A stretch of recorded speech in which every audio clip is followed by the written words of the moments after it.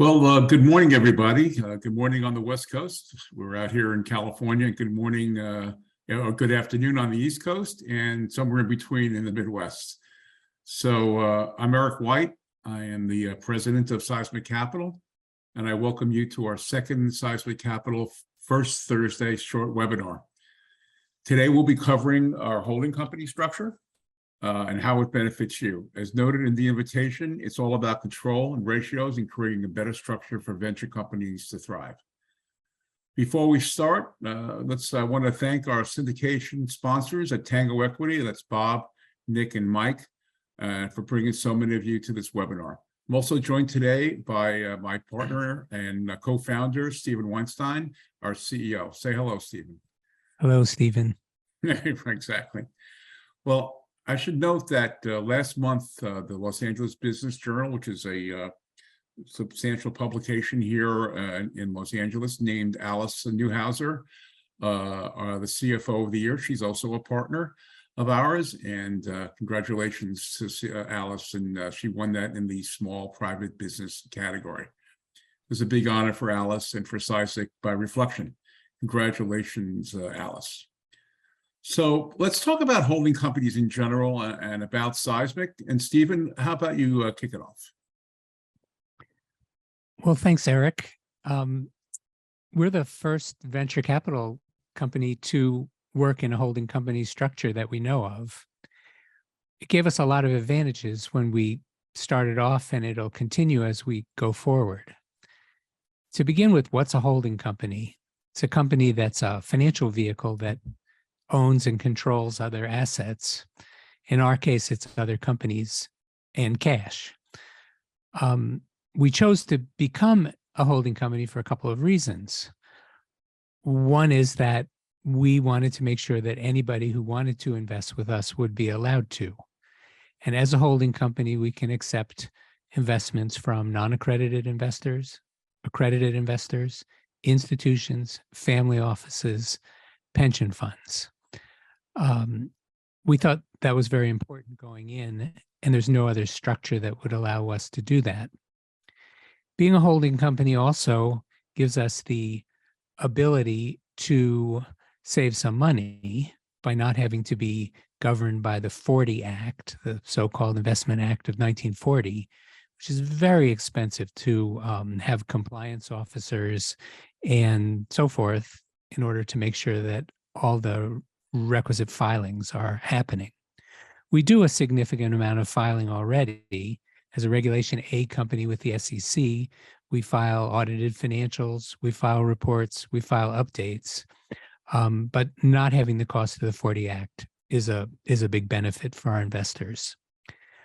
The third thing that's important to us in being a holding company is that the holding company is shielded from the liabilities and lawsuits that may affect the subsidiary companies.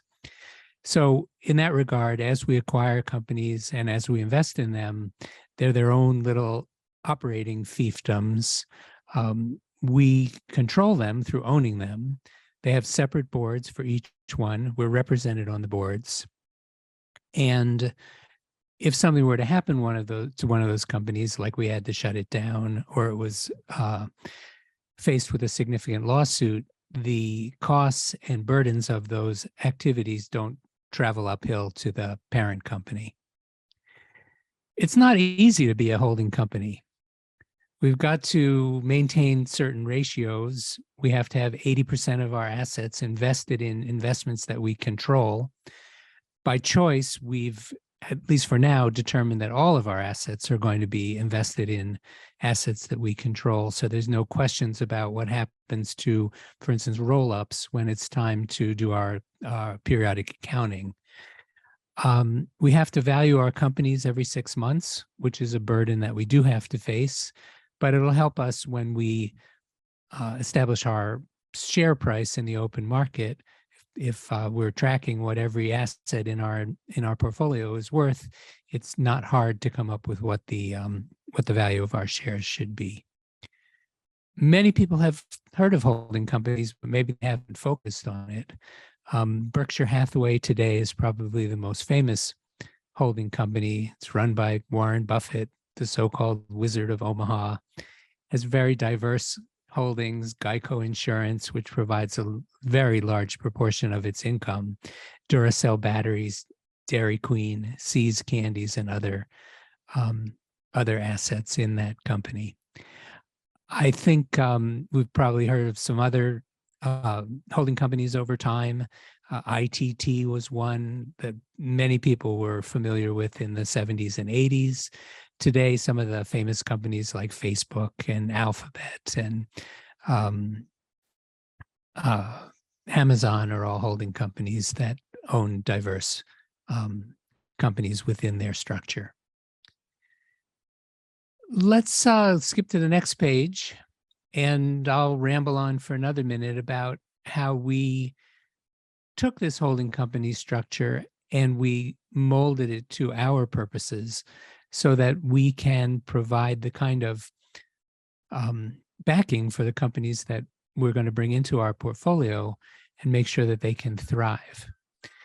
Eric and I have banked, and Jan and Alice as well, been involved with many companies along the way. One thing that has not resonated for any of us is the typical venture capital investment thesis that a lot of companies are going to fail within the venture capital portfolio, and that basically we hand over the money to the company and say, well, we'll see you at the IPO. That's not a formula that we think maximizes our possibilities for success. So when a company comes into Seismic, the company gets 2 years of capital committed at the front, so the company can plan like a normal company, not say, well, if we hit a milestone, then we'll maybe be able to raise some more funding. And, let's try to make sure we have capacity available to go raise money, or let's figure out what we're going to do if we don't hit our milestones. In our case, the money's there. The company has a chance to divert if it's necessary, if there's an opportunity in the marketplace. We review the capital commitments every 6 months, and the company can operate on a rolling 6 months basis and know that the money will be there for them to thrive. We are putting in place a employee participation scheme in every company that recognizes the corporate achievements and individual achievements. And at the end of the day, when we sell the company, or we take it public, or we spin it off, or it meets some positive fate, the rewards can accrue to the people who built the company in the same way that it would happen if they were a venture capital company. We take over. We've covered this in webinars before, but at the central point, we take over all the administrative functions. Someone asked us in the last webinar, does that mean you get rid of all the top talent? And that would be maybe the stupidest thing we could possibly do. We just augment the talent. We provide HR, benefits, legal, accounting, the things that are needed, but that can get in the way of growing the company. So our companies within the holding company structure can develop their technology, build their products, and get customers. Because we're a holding company, we have strong buying power. We can provide blue chip benefits. We can pay competitive salaries. We can offer VC level upsides, and we can create awesome teams inside of each of our companies. We also have a large board of advisors who are compensated through stock in the holding company to provide help and assistance and open doors and brainstorm with the companies in the holding company. And we can do things that are important for the planet. We can back ESG, environmental, social, governance standards, and we can make sure that all the stakeholders in the companies that we're working with are, being treated fairly and hopefully not ruining the planet. Eric, I think I rambled on long enough. Did I miss anything? I think you got everything, at least most about holding companies. People can take a look at. So why don't we go to the next slide, I guess, right? Yeah. So let me take over right now. So when we're offering 3 different types of offerings to our investors. One is our offer one, and that's to institutions, family offices, high net worth individuals, and accredited investors. And it's sold through our private placement. That's a minimum investment of $250,000. Shares at $5 a share. Price that, who knows how long that will remain at $5 a share.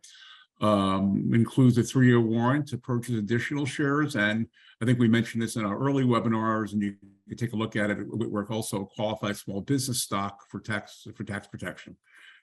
The other potential way to get involved here is for, again, same for high net worth investors and accredited investors, again, sold through the private placement and our Reg D offering. That's a minimum investment of $50,000, and again, priced at $5 a share. Also, the qualified small business stock also applies here. There are no warrants on those particular that particular plan for the $50,000. Now, our traditional investment is our Reg A offering, and that's for accredited and non-accredited investors, and that's for our SEC qualified offering that got qualified more than a year ago. And that's for a minimum investment of $1,000. And that's priced at $5.50 a share. That's a little more than the $5 a share on the first two opportunities. And that's also a qualified small business stock. And you can go on our company website for seismic.company /investor offering, and you can invest right now with a MasterCard, Visa, American Express, or an ACH. On those two additional, the larger offerings, please email our CFO, Alice. You can see her email on the page here, and that's apn@seismic.company, not seismic.com. So again, the $1,000 offering, you can go right now and invest. And those other two, just please contact Alice Newhauser. So Eric, just before you go on, let's go over the qualified small business stock. Sure. One moment. Sure. And we have a whole webinar on this. We did it a month ago. Yes. People are welcome to sign on and review that. And like this webinar, it's nice, short, and pithy, and you don't have to be bored or take up 2 hours of your day or have us torture you. But the gist of it is, if you hold on to your shares for 5 years or more, you sell them for a gain, you don't have to pay taxes on that gain. In the meantime, when we do distributions and dividends, those will be regular tax-like income. But the qualified small business stock, in terms of selling your shares at the end of your investment in Seismic, is a terrific benefit that can save 30, sometimes in some cases up to almost 40% in capital gains taxes. You may also say, though, that if you want to sell your shares anytime on particular platforms that exist, you can sell those before the qualified small business 5-year plan, if that's what you play. That's what. And by the way, we didn't say, but if we weren't a holding company or C company, we couldn't provide that qualified small business stock benefit. So typical venture capital funds, which are structured as LLCs, can't provide that protection to investors.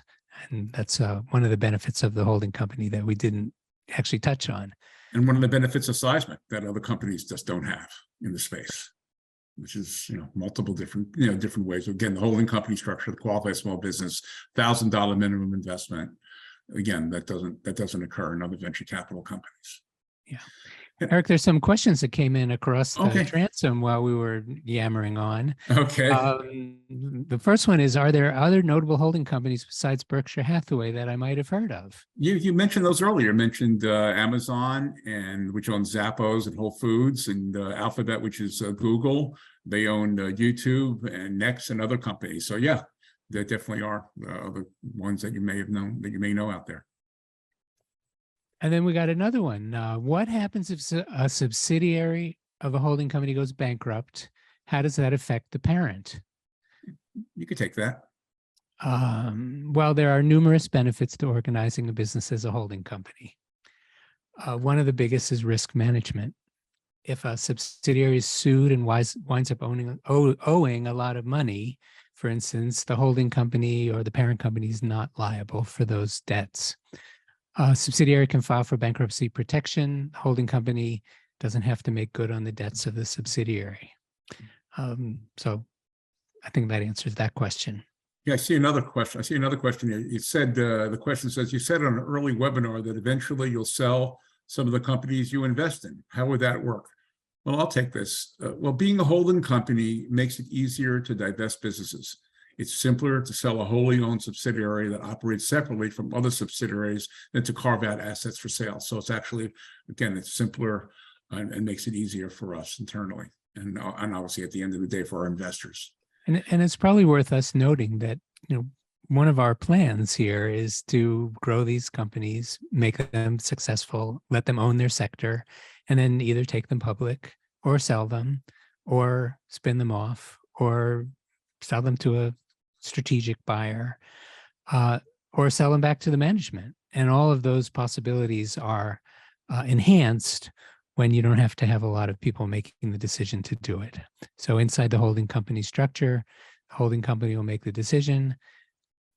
The company will come along with the decision because everybody's being compensated for doing that, and we think that's a recipe for success. Here's another one. Here's another question I see. Thanks for sending these in, folks. What about double taxation between the subsidiary and the parent? I'm going to take that, Stephen. Sure.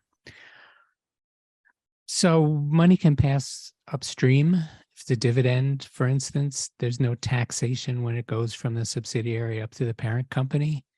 And then when the parent company distributes capital, obviously, like we said before, the income to the investor is like any other dividend or distribution. It's taxable as ordinary income. The capital gains in the case of selling the stock is not affected by the question about double taxation. So most of the time, the money moving from the subsidiary up to the parent company is a tax-free movement of capital. Okay, here's another question here. Can you summarize why you're a holding company again? I'll take this since you were talking about it earlier, Stephen. Sure. Yeah, well, maybe since I said it one way, you could say it a different way now. Right. Well, I'd probably say, and the message will get through. Well, maybe, yeah. Well, sure. Again, so at the outset, we can raise money from, as we mentioned, from accredited and non-accredited investors. So we save money for investors when we don't have to have those extra compliance costs since we're not governed by the 40 Act. So each of our subsidiaries can operate independently from the parent, but our larger buying power can provide some cost benefits that Stephen mentioned, like HR and other benefits. Again, if one of our subsidiaries fails or gets sued, the liability stays with the subsidiary and does not travel upstream. It's complicated, but worth it in our estimation to create value for our stakeholders, while also protecting against risks. And then the last question, which is a good question, we like answering these types of questions. Yeah, we like to end on this note. Yeah, exactly. Your offerings. How do I participate? So let's put that page up again. If it's not there right now, you can take a look at that. And Stephen, you can go over that because I went over it first, and maybe like Sure. the last one, you can handle it differently than I did.